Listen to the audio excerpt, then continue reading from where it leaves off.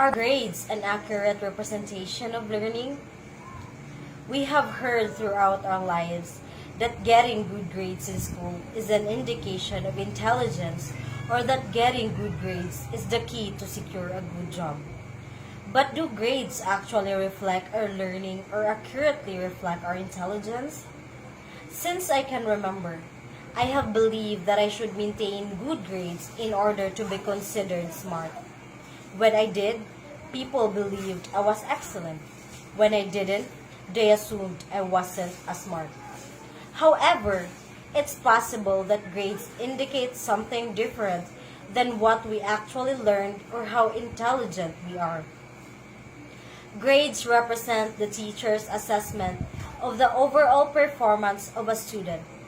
Grades are intended to be an accurate reflection of a student's overall performance and level of understanding in a subject. But in reality, it differs slightly according on the class and the teacher. According to Patrick Kenny, ideally, grades are a measure of how broadly and deeply you have mastered the objectives in a course. The real world of grading is a bit different. Grades are like points scored in a game. They are a measure of how well you have scored, but not always a measure of your efforts and learning. How do bad and good grades affect students? According to Hae-Yoon Lee, an author of a study about the relationship between grades and stress levels, declining grades may get under the skin, as it were, for the first high school student who believe intelligence is a fixed trait. Understanding grades aren't everything or show who we are. We are all different and we learn differently. We also show what we learn differently.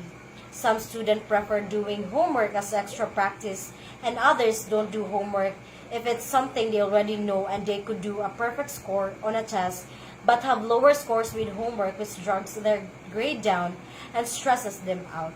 A grade isn't who you are but how you perform in a class. So a grade tells you how you do in a class. But what if there are other things that can affect your grades even if you do the work and try your hardest? Grades reflect how well you performed in class in terms of homework completion, quiz participation, and discussion involvement, but not how intelligent or how much we actually learned in that class.